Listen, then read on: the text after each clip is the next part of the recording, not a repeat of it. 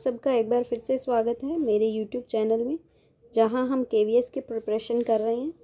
पिछली मैथ की क्लास में हमने नंबर सिस्टम को शुरू किया था और नंबर सिस्टम के अंदर ही हम लोग आज हम आगे, पिछली क्लास में हमने इंटीजर्स तक पढ़ा था। आज हम आगे रैशनल नंबर्स शुरू करने जा रहे हैं। तो देखिए, सबसे पहले देखते हैं रैशनल नंबर्स क्या होता है। जो केवीएस का पेपर होता है वो ऑलमोस्ट एनसीईआरटी बेस्ड रहता है। तो ज़्यादातर जो क्वेश्चन मैं कराने की कोशिश करूँगी वो एनसीईआरटी पे ही बेस्ड होंगे और जो कंसेप्ट हम लोग करेंगे वो भी एनसीईआरटी बेस्ड रहेगा। तो देखिए, सबसे पहले देखते हैं कि रैशनल नंबर क्या होते हैं। रैशनल नंबर को हिंदी में बोलते हैं परिमेय संख्याएं। कोई भी नंबर जो p बाय क्यू यानी न्यूमिनेटर बाय डिनोमिनेटर की फॉर्म में लिखा जा सकता है उसको हम रैशनल नंबर बोलते हैं। जैसे 2/3, 7/8, 5/9, 3/4, all these are rational numbers. There is a condition that 4 यानी ये डिनोमिनेटर है वो 0 के इक्वल नहीं होना चाहिए। उसके साथ साथ यहाँ नेगेटिव भी आ सकता है, -5/7, ये भी एक रैशनल नंबर होगा। ठीक है, तो कोई भी नंबर जो p/q की फॉर्म में लिखा जा सकता है जहाँ पे q 0 नहीं है वो एक रैशनल नंबर होता है। उसके बाद कई बार एग्ज़ाम में या वैसे आपसे क्वेश्चन पूछ सकते हैं, the difference between a rational number and a fraction. देखिए, आप लोगों ने हम सब 5th क्लास में 4th क्लास में फ्रैक्शन के बारे में पढ़ते हैं, लेकिन ये रैशनल नंबर का टॉपिक हमें 8th 9th में जाके सिखाया जाता है। There should be some difference. ये फ्रैक्शन जो 3/4 लिखते हैं इसको मैं फ्रैक्शन भी बोल सकती हूँ, रैशनल नंबर भी बोल सकती हूँ ना। छोटी क्लासेस में हम इसको फ्रैक्शन पढ़ते हैं, ये न्यूमिनेटर ये डिनोमिनेटर।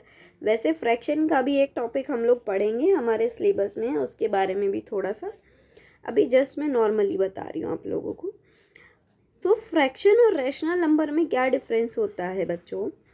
रैशनल नंबर में नेगेटिव से लेके पॉजिटिव सब टाइप के नंबर आते हैं, यानी आपका न्यूमिनेटर डिनोमिनेटर नेगेटिव भी हो सकता है। जैसे मैंने लिख दिया 2/3। 2/3 एक रैशनल नंबर तो है पर फ्रैक्शन नहीं है।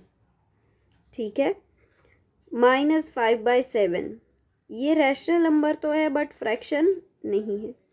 डिफरेंस समझ आया? जो फ्रैक्शन है it is consist of integers, इसके अंदर इंटीजर्स आते हैं, जबकि जो फ्रैक्शन है फ्रैक्शन के अंदर केवल नेचुरल नंबर्स आते हैं। This is the difference between rational number and fractional number. I think आप सबको क्लियर हो गया होगा। अब उसके बाद एक छोटी सी बात आती है, मल्टीप्लिकेटिव इनवर्स, मतलब उल्टा।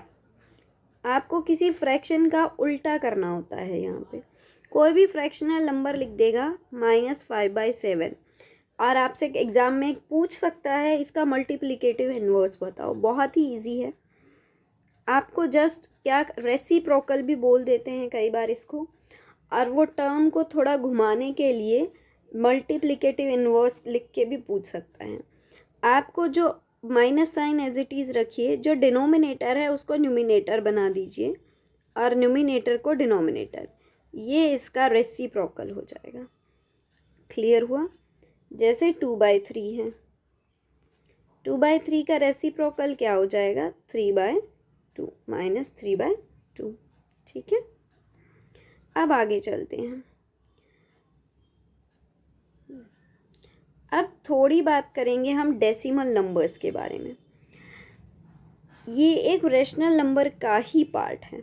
जो डेसिमल नंबर है वो 2 टाइप का होता है, एक रिपीटिंग डेसिमल, एक नॉन रिपीटिंग डेसिमल। देखो, एक एग्जांपल से समझाती हूँ।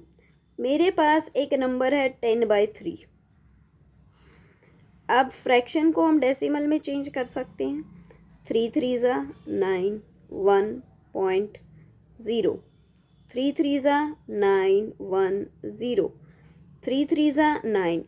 ऐसे करके आप इसको कहीं तक लेते जाइए। क्या ये डिवीज़न कभी ख़त्म होगा? नहीं होगा ना। 3.3333 ऐसे करके ये हमेशा ही चलता रहेगा। तो इस टाइप के डेसिमल्स को बोलते हैं repeating decimals. Repeating non terminating, जो टर्मिनेट हो जाएगा वो रेशनल नंबर होता है, जो टर्मिनेट नहीं होता इसको हम लोग एक नया नाम देंगे इर्रेशनल नंबर। लेकिन इसके आगे फर्दर टाइप है। टर्मिनेट नॉन टर्मिनेटिंग है लेकिन रिपीटिंग है, जैसे ये नंबर रिपीट हो रहा था 3 बार बार बार बार। तो जो नॉन टर्मिनेटिंग और रिपीटिंग होते हैं वो एक तरह से रेशनल नंबर ही होते हैं। कौन से होते हैं? सॉरी, रेशनल नंबर्स में ही आते हैं।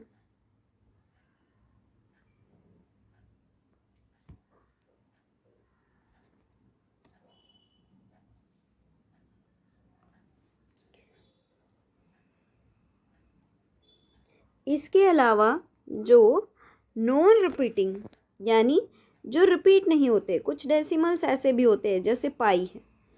जब आप पाई की वैल्यू यानी 22/7 को देखें, मैं करके दिखाती हूँ।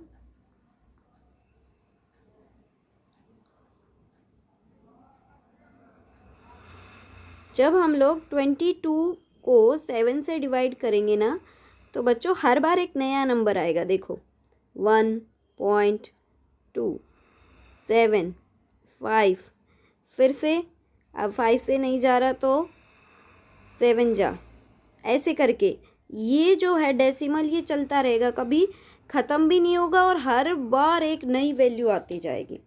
तो इसको बोलते हैं नॉन टर्मिनेटिंग नॉन रिपीटिंग। इस टाइप के जो नंबर्स होते हैं उनको हमने नाम दिया है इर्रेशनल नंबर्स। आगे देखते हैं। देखो जो रिपीटिंग डेसिमल होगा उसको हम फ्रैक्शन में कन्वर्ट कर सकते हैं। अगर उसको हम फ्रैक्शन में कन्वर्ट कर सकते हैं तो इसीलिए उसको हमने क्या नाम दे दिया? एक रेशनल नंबर, क्योंकि उसको हम p/q की फॉर्म में लिख सकते हैं जहाँ q is not equal to 0। और जिनको हम फ्रैक्शन में कन्वर्ट नहीं कर सकते उनको हमने नाम दे दिया इर्रेशनल नंबर्स। ठीक है, जैसे √2 है, √3 है, ये सारे के सारे नंबर। अब ये रूट क्या होता है? √2 √3 ये जो कुछ भी है वो सब एक स्क्वायर रूट क्यूब स्क्वायर वाला मैं चैप्टर पूरा कराऊंगी, उसके अंदर हम लोग अच्छे से सीखेंगे। पाई है, आपसे एग्जाम्पल में पूछ सकता है कि इनमें से कौन सा नंबर इर्रेशनल नंबर है। आपको कुछ ऑप्शंस दे दी जाएंगे तो वहाँ से आपको चूज़ करना है। तो आई थिंक आपको समझ आया होगा। जिनका decimal non repeating non terminating है वो इर्रेशनल नंबर होते हैं, यानी अपरिमेय संख्याएं। और जिनका डेसिमल नॉन टर्मिनेटिंग है लेकिन रिपीटिंग है उनको रेशनल नंबर बोलते हैं, परिमेय संख्याएं। अब आगे देखते हैं। कई बार क्वेश्चन ऐसे पूछ लिया जाता है, आपको कोई भी दो नंबर दे देगा, जैसे आपको नंबर दे दिए 2 और 3 और आपसे कहेगा इन दोनों नंबर्स के बीच में रेशनल नंबर्स निकालिए। इन दोनों नंबर्स के बीच में क्या निकालिए? Rational numbers. तो कुछ नहीं करना, देखो ये सिंपल सा फॉर्मूला है। यहाँ पे आप लोगों को समझ नहीं आ रहा होगा, मैं यहाँ पे बताती हूँ। ax + b divided by x + 1। अब आप सोच रहे होंगे मैडम नंबर सिस्टम पढ़ा रही थी और ये x कहाँ से बीच में आ गया? x कुछ नहीं है, x की वैल्यू 1 2 3 ऐसे आप कोई भी रख सकते हैं। कैसे? देखो मैं एक क्वेश्चन करके बताती हूँ, यही वाला क्वेश्चन हम लोग करेंगे। नंबर 2 और 3 के बीच में आपको नंबर निकालने हैं। ये नंबर लिखा 2 + 3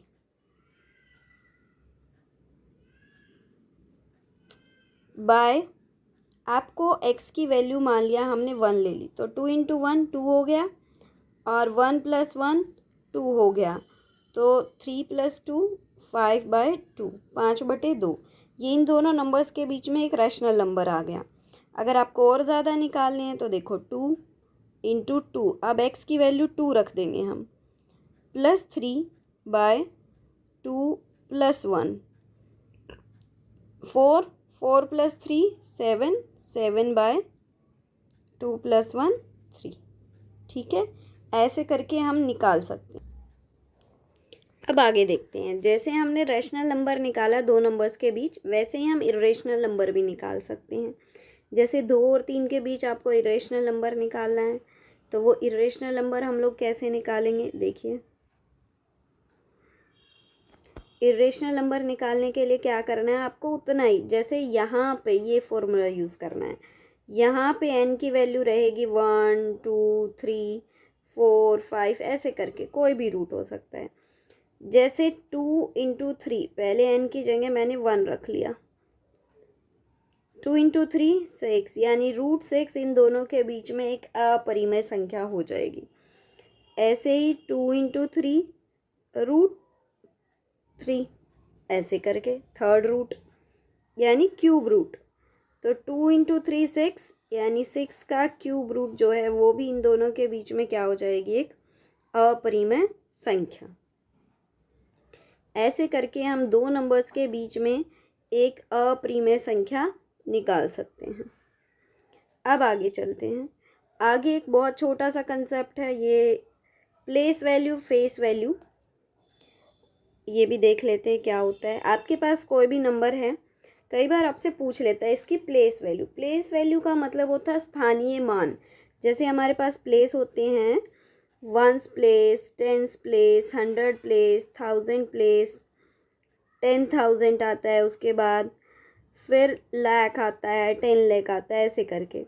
तो जैसे ये नंबर लिखा है 5 6 7 3 4 7, तो इसके प्लेस वैल्यू का मतलब है ये कौन से प्लेस पे आया, 100 प्लेस पे आया, 10 प्लेस पे आया, 1 प्लेस पे आया।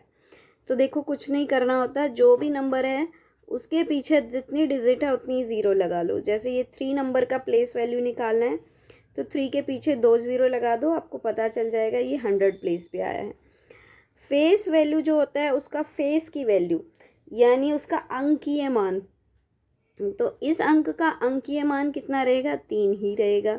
तो इसकी फेस वैल्यू क्या हो जाएगी, 3। इसमें क्वेश्चन कई बार क्या पूछ लेगा, आपसे पूछेगा कि इस अंक में ये जो रेड कलर वाला अंक है, इसकी स्थानीय मान और अंकीय मान के बीच का अंतर बताओ। प्लेस वैल्यू फेस वैल्यू के बीच का अंतर बताओ, सम बताओ। अगर आपसे अंतर पूछा तो इन दोनों को माइनस कर दीजिए, ये इन दोनों के बीच का क्या हो गया, अंतर। तो इस टाइप से इसके ऊपर बेस्ड क्वेश्चन कई बार पूछ लिए जाते हैं। देखिए, अब इसके बाद एक बहुत ही इंटरेस्टिंग सा टॉपिक है जिसके बारे में हम पढ़ने वाले हैं। जैसे पिछली क्लास में हम लोगों ने पॉसिबल नंबर्स निकालने सीखे थे कि इन डिजिट्स का यूज़ करके हम कितनी संख्याएं बना सकती हैं। तो आज हम डिजिट और नंबर यानी अंक और संख्या के बीच में अंतर समझेंगे कि एक अंक क्या होता है और संख्या क्या होती है। सबसे पहली चीज़ देखिए, यहाँ पे मेरे पास है एक नंबर और डिजिट। हिंदी में बोलेंगे नंबर को बोलेंगे संख्या और अंक बोलते हैं डिजिट को। अब आप इनका डिफरेंस देखिए, अंतर समझिए। अगर मैं ये इसको पढ़ूँ तो आप लोग बोलोगे 23, तो 23 जो है वो एक संख्या होगी, ठीक है। और 2 और 3 इसके अंदर डिजिट्स हैं। 2 एक डिजिट है, 3 एक डिजिट है। 2 और 3 इसके क्या हैं, अंक। और 23 एक क्या है, संख्या। अब जैसे डेसिमल्स की बात करते हैं, ये एक नंबर है, कोई भी नंबर ले लो, ये नंबर ले लिया हमने। इस नंबर के अंदर अब आपसे कोई पूछे कितने अंक हैं, तो आप लोग तो देख के क्या बोलोगे, 4 अंक हैं। नहीं बच्चों, इस संख्या के अंदर हम लोग ये 2 देखेंगे, 1 2। संख्या के अंदर कितनी डिजिट है आपसे पूछे तो 2 डिजिट बोलेंगे। कितने डिजिट, 2 डिजिट। डेसिमल से पहले वाले डिजिट हम लोग काउंट करेंगे, ठीक है। आप लोगों ने सीखा होगा अप्रॉक्सीमेशन करना। जब ये नंबर 5 से ज़्यादा हो जाता है यानी 50 से ज़्यादा होता है, तो हम यहीं पे एक नंबर इंक्रीज़ कर देते हैं। जैसे ये ऐसे लिखा होता है 59, तो हम इसी को अप्रॉक्सीमेटली 30 मान लेते। तो अब इसमें कितने डिजिट हैं, 2 डिजिट। तो याद रखेंगे संख्या यानी ये पूरा नंबर, जैसे 357 आपसे पूछे संख्या तो क्या संख्या है ये? 357। ये पूरी एक संख्या है और इस संख्या में कितने अंक आए हैं? 3 अंक आए हैं। तो अब हम क्या निकालना सीखेंगे? किसी भी संख्या के अंदर अंक निकालना सीखेंगे कि यहाँ तक की काउंटिंग लिखने के लिए हमें कितने अंकों की ज़रूरत पड़ने वाली है। देखिए,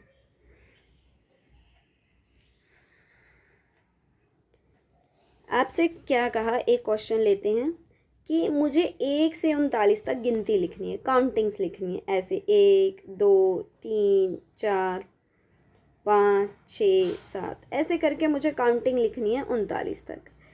तो वो आपसे पूछ रहा है कितने अंक प्रयोग होंगे। जैसे पिछली क्लास में हमने ये देखा था कि इन अंकों से हम कितनी संख्याएं बना सकते हैं। अब हम सीखेंगे कि कितने अंक प्रयोग हो रहे हैं संख्याओं को लिखने में। तो देखो, सबको एक चीज़ याद रखनी है कि 1 to 9 तो 9 अंक हो जाते हैं। 1 to 9 9 अंक हो गए, एक एक अंक यूज़ हुआ। उसके बाद जैसे ही मैं 10 पे जाऊंगी, 10 पे जाने के बाद 2 अंक शुरू हो जाएंगे मेरे, 10 11 12 13। ये 2 अंकों वाली संख्याएं चलेंगी 39 तक। 2 अंकों वाली संख्याएं चलेंगी। अब आप इसमें से 1 अंक वाली संख्याएं घटा दो तो टोटल 30 संख्याएं ऐसी बनेंगी। और एक ये देखो, 11 से 39 तक तो 30 संख्याएं ऐसी बन गई जो 1 अंक वाली है। उसके साथ 10 से 39 तक 9 संख्याएं घटा दी ना, तो 30 नंबर बन गए जो 2 अंकों से लिखे जा रहे हैं।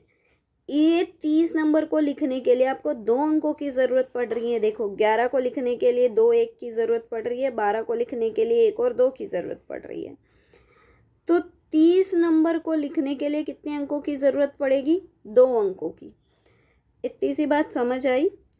तो टोटल कितने अंक चाहिएंगे ये 30 संख्याओं को लिखने के लिए? हमें 60 अंक। कितने अंक चाहिएंगे?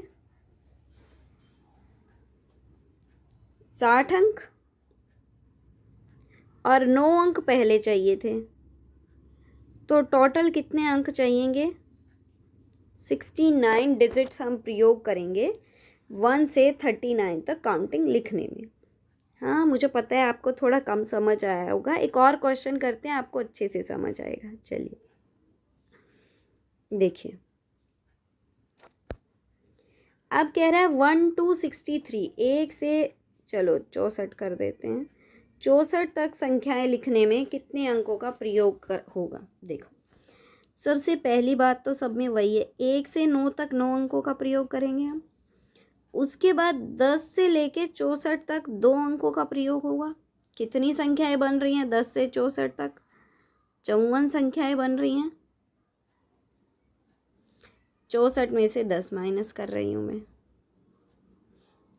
या आप एक काम कर सकते हैं, 64 में से 9 माइनस कर दो, 1 अंक की संख्याएं माइनस कर दो, सॉरी, तो 55 हो जाएगा। कितना हो जाएगा? 55। 55। ये देखो, 55 संख्याएं ऐसी होंगी जो 2 अंकों से लिखी जाएंगी। तो 55 को 2 से गुना कर दो, 110। और 9 संख्याएं हमने पहले ही 9 अंकों से लिखी हैं, तो वो इसमें क्या कर देंगे, हम प्लस कर देंगे।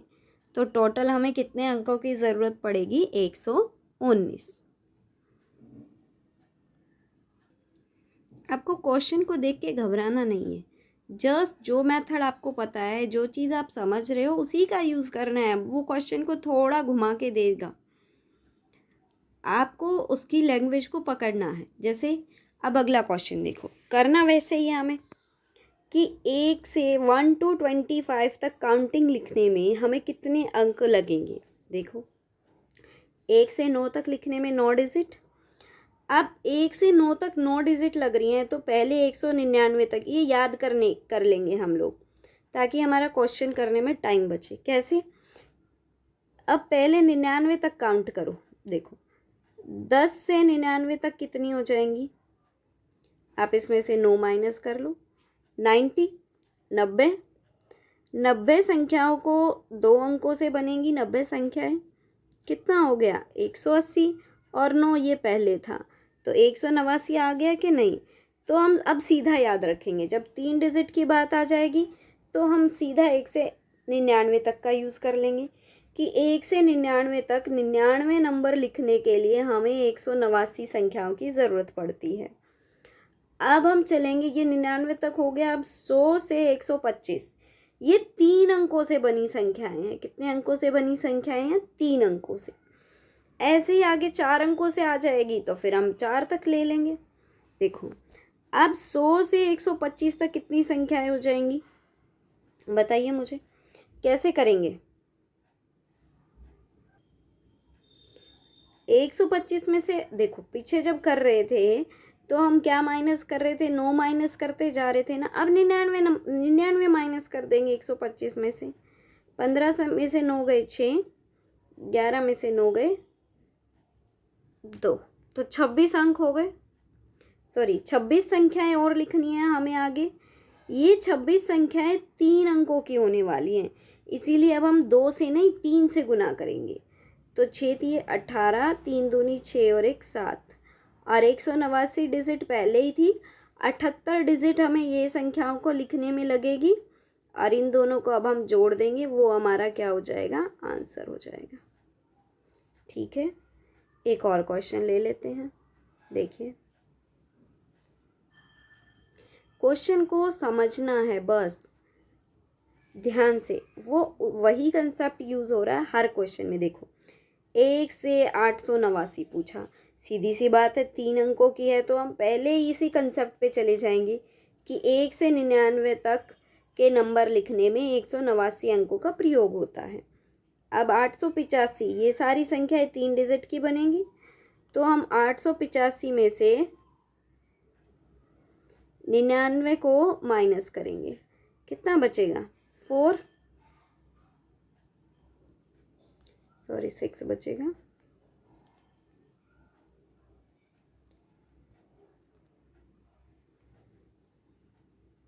और यहाँ पे 17 माइनस 9 8 बचेगा, और यहाँ पे 7 बचेगा। अब हमें इतनी संख्याएं और लिखनी है, और ये सारी संख्याएं 3 अंकों की हैं। 3 अंकों की संख्याएं हैं तो इसको 3 से क्या कर देंगे? गुना कर लेंगे, मल्टीप्लाई कर लेंगे, और 3 से मल्टीप्लाई करने के बाद इसके अंदर जो भी आंसर आएगा उसके अंदर 189 क्या कर लेंगे हम लोग? प्लस कर लेंगे। तो ये हमारा क्या हो जाएगा? फाइनल आंसर हो जाएगा। अब इसी कंसेप्ट के अंदर एक टाइप के और क्वेश्चंस आते हैं हमारे, वो और देख लेते हैं।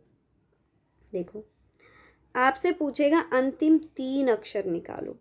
एक एक्सप्रेशन है, यानी एक काउंटिंग लिखी हुई है, कुछ नहीं है। 1 2 3 4 5 6, और ऐसे करके उसने गिनती लिख दी। उस गिनती के अंदर 59 डिजिट्स हैं। क्या बोला? कितने अंक हैं? 59 अंक।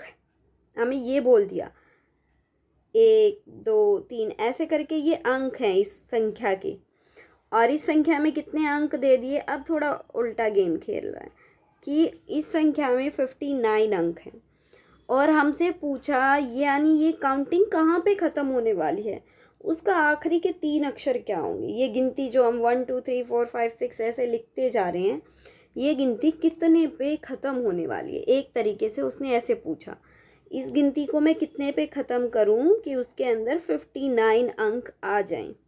देखो 1 से 9 तक के नंबर लिखने में हम कितने अंक यूज़ करेंगे? 9 अंक। और 59 1 से 9 तक अलग कर लेंगे हम लोग यहाँ तक, क्योंकि ये 1 अंक वाली संख्याएं हैं। 9 डिजिट हो गई, और जो टोटल डिजिट कितनी है? टोटल अंक 59 है। 59 में से 1 अंक वाले हमने अलग कर लिए। अब जो 2 अंक की संख्याएं बच गई वो कितनी बच गई हमारे पास? 50 बच गई। अब ये जो 50 अंक हैं, इन अंकों के अंदर 2 डिजिट वाले नंबर लिखे हुए हैं, यानी ये जो नंबर है इसको मैं 2 से गुना करूँगी तभी मेरे पास ये 50 आएगा ना। तो मेरे पास नंबर कितना हो गया यहाँ पे n। 2 को 50 से डिवाइड करेंगे, कितना आ गया 25। मतलब 25 तक मुझे लास्ट काउंटिंग 25 जानी चाहिए, और 25 से पहले क्या आएगा 24, 25। तो लास्ट की 3 डिजिट पूछी ना उसने, लास्ट की 3 डिजिट क्या हो गई 4, 2, 5। आई थिंक कम समझ आया होगा। हम लोग एक क्वेश्चन और करते हैं। देखिए फ्रेंड्स, मुझे लग रहा है आपको थोड़ा कम समझ आया, तो एक दो क्वेश्चन की और प्रैक्टिस करते हैं।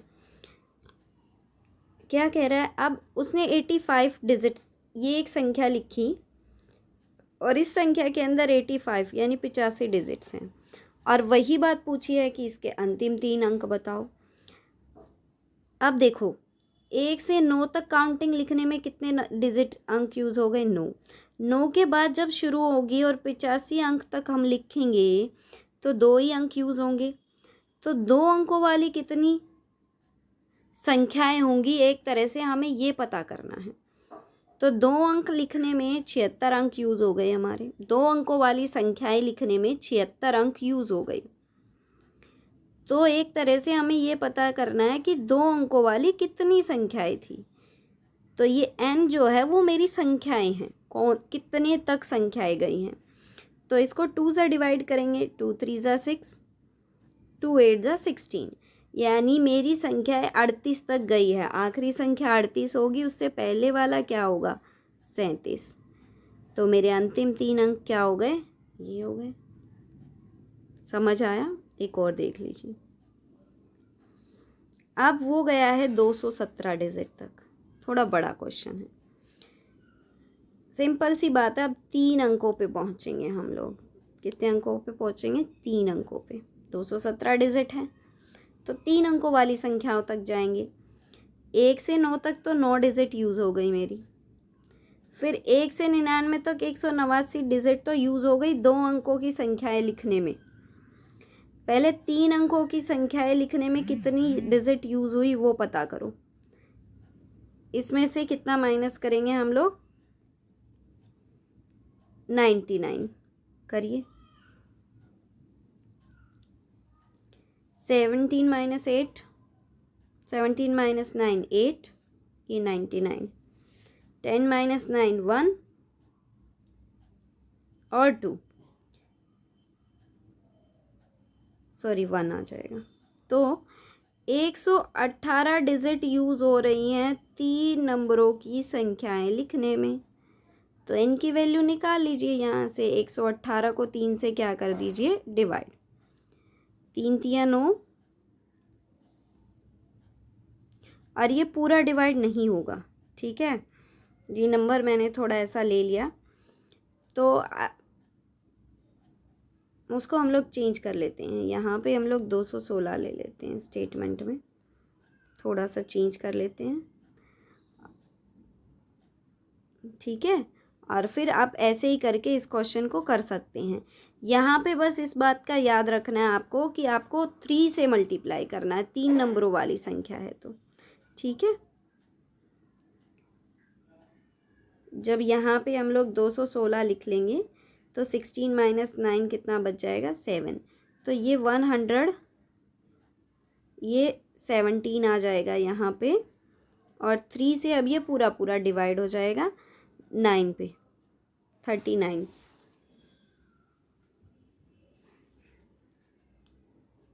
ऐसे तो टोटल काउंटिंग हमारी कितने तक गई है 39 तक, ठीक है। चलिए,